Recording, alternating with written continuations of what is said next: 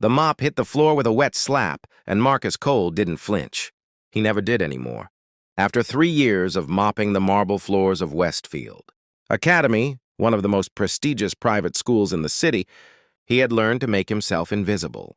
He moved through the hallways like a ghost, eyes down, shoulders curved inward, becoming as small as a man his size could possibly become. But on this particular Tuesday morning, the one person who always managed to see him, always managed to look right through him with those cold, cutting eyes, was already walking toward him with that familiar smirk stretched across his face. Derek Calloway was everything Marcus was not. He was wealthy, connected, dressed in tailored blazers that cost more than Marcus made in a month. He was the head of the school's parent board, the kind of man who confused his bank account with his worth, and he had made it his quiet hobby, his private entertainment, to remind Marcus of exactly where he stood in the world. He stopped just a few feet away, looked down at the soapy water spreading across the floor, and said it loud enough for 2 passing teachers to hear. "You're just a janitor." Single dad. "What exactly are you teaching your daughter by being this?" He laughed softly, shook his head like Marcus was a punchline to a joke nobody else had heard, and walked away without waiting for an answer. Marcus stood there, gripping the mop handle until his knuckles ached. He didn't say a word. He never did. Because what could he say? That he worked double shifts so his daughter, Lily, could attend this school on the staff scholarship program? That he packed her lunch every morning and braided her hair every night, even though his hands were too rough for something so gentle? That he had not slept more than 5 hours in 3 years because he stayed up, making sure she finished her homework, checked her reading twice, and whispered to her every single night that she was going to be something extraordinary? No. He just squeezed the mop handle, breathed through his nose, and went back to work. If you believe in kindness, in second chances, and in the quiet dignity of people who carry the world on their shoulders without complaining, please hit that like button right now. Share this video with someone who needs to hear it, drop a comment below, and subscribe to the channel Kindness so stories like this one reach more hearts. And tell us, where in the world are you watching from? We'd love to know. Marcus had not always been a janitor. There was a version of his life not so long ago where he wore a uniform of a different kind. He had served 8 years in the military, deployed twice, decorated once, and came home to a world that had moved on without him. His wife had moved on too, not out of cruelty, she would say later, but out of exhaustion. She left when Lily was 2, left a handwritten note on the kitchen counter and a baby girl who smelled like powder and needed everything. Marcus sat on the floor of that kitchen for a long time.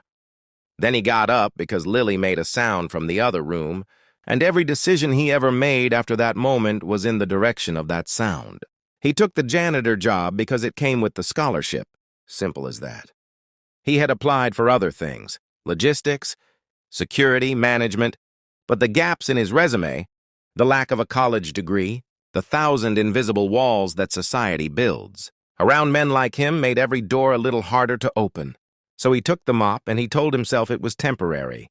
And then 3 years passed and it stopped feeling temporary and started feeling like his life. He was not ashamed of honest work. But on the days when Derek Calloway looked at him the way a man looks at something stuck to the bottom of his shoe, the shame wasn't about the mop.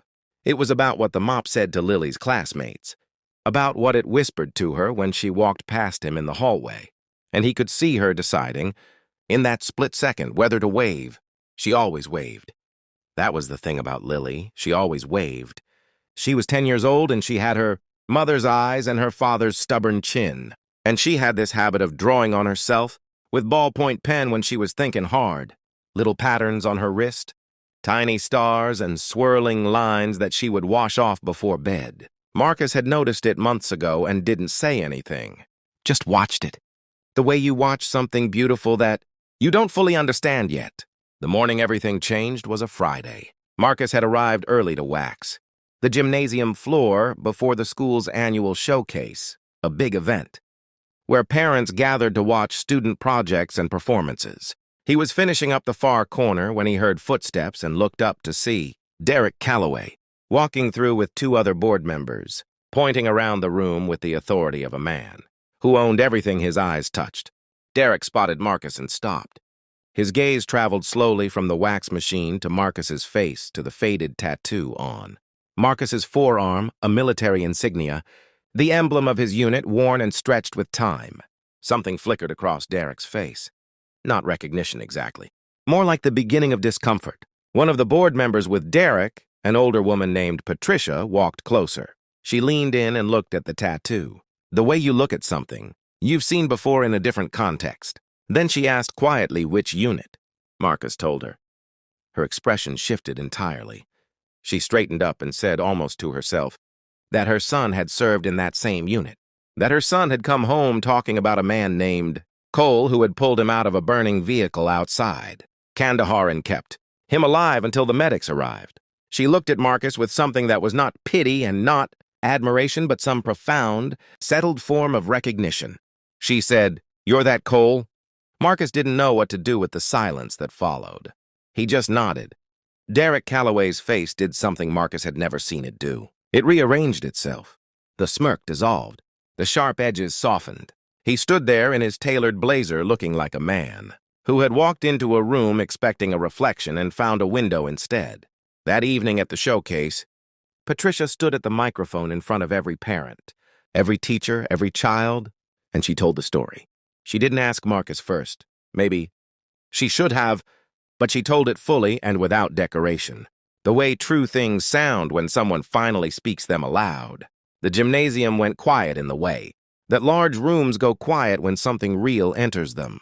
And then Lily, sitting in the third row with her ballpoint pen stars still fading on her wrist, turned around and looked for her father.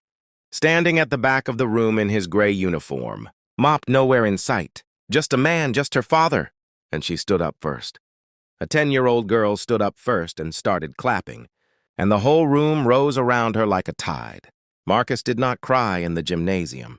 He waited until he was in his car in the dark parking lot, with the engine off and the windows up.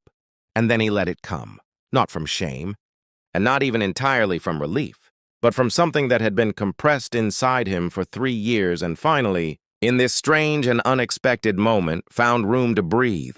Derek Calloway found him in the parking lot. He stood outside the car window looking smaller than Marcus had ever seen him look, and he said he was sorry. Just that, just sorry. Marcus looked at him for a long moment, then nodded, because that was the kind of man Marcus had always been. Not the kind who needed the world to watch him forgive, just the kind who did it anyway. On the drive home, Lily held his hand across the center console and drew a tiny star on his wrist with her ballpoint pen, right next to the old tattoo. He didn't wash it off before bed.